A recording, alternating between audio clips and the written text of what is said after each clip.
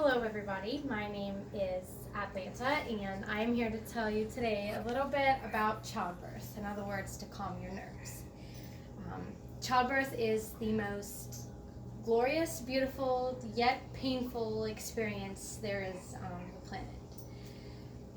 The reason that I am credible enough to talk to you about this today is because I spent 2 years at Hawaii Pacific University studying pre-med, which included the gestational period, labor, post-labor, such as postpartum, etc. I am also a mother of my own 2-year-old who gave me lots of trouble during that process.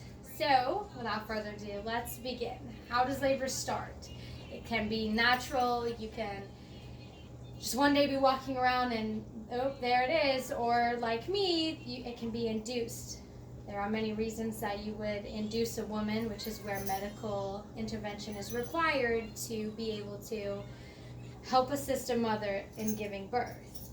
There are many ways. You can be induced with medication, which is called Pitocin. You can be physically induced, where the doctor will physically and manually break your water and hope that that helps a mother's body start, which is what happens to me. Or like I said, a mother can just randomly start her contractions, or they can just be walking around and water breaks. Now, when a water breaks, there is a 24-hour period that starts in which the baby has to be born so that it lowers risk of infection, and since there is no water in the mom's belly for the baby to be able to move around and stay protected against infection.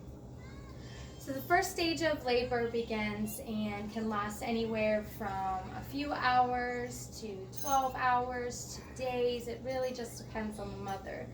The first period is called the prenatal period, and it is where contractions may begin. They could be up to 5 minutes apart and for about 30 seconds apiece. A lot of mothers choose to, if they go into labor on their own, they choose to go home and do all of this part at home.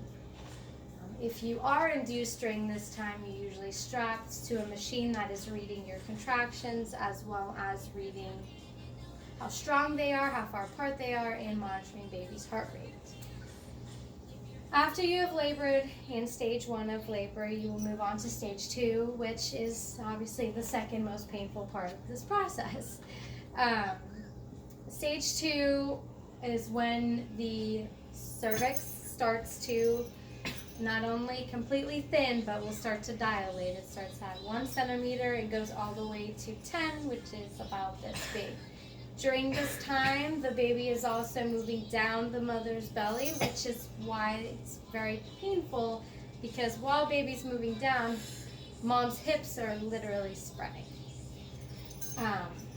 After stage 2, which also can last a couple hours to a few hours, but doesn't really last longer than that, comes stage 3 and transition. Transition is when you go from that active labor, contractions every minute, or start to go to on top of each other and consistently. This is when baby will start to what they call crown. And that is when baby is almost ready for you to start pushing. At this point, breathing is the most important. As a mother myself, I know that one thing that helped me while I was in childbirth was a doula. A doula is a non-medical professional that is able to provide emotional and physical support in a non-medical way, such as counter pressure on hips and back, which really helps out a laboring mother. So in stage 3, after transition, you're ready to push baby. A lot of mothers at this point, there's my own. A lot of mothers at this point feel the most painful. This is when you feel everything from here to you just feel everything. Some mothers may push for 2 pushes and get lucky, or it could be as unlucky as me and going for 2 hours. Once baby is pushed out of the woman's private, you then must birth the placenta, which is what attaches the baby to the mother and provides nutrients, oxygen, blood, vitamins, and everything required for the baby to grow as needed.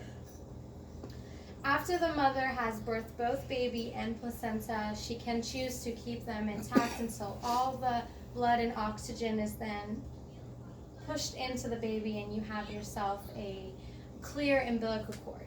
At this point, the doctor or who you have with you will cut the umbilical cord and baby is now yours.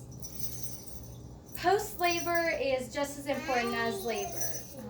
You have skin-to-skin breastfeeding, and the doctors have to worry about monitoring a woman's blood levels, make sure we're not hemorrhaging. There's a lot of things that go into post-labor, but the most important with the baby is making sure that the baby's oxygen level read right, checking the baby's jaundice levels, and making sure that whether you choose to breastfeed or formula feed, that you do have some type of nutrients provided to your baby, and you are doing that skin-to-skin contact to help produce oxytocin for the mother and to help lower baby's, or to help elevate baby's oxygen.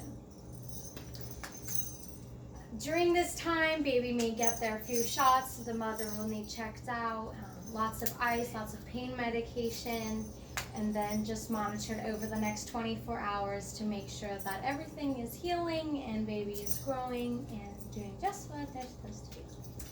That is all. Thank you. That was good.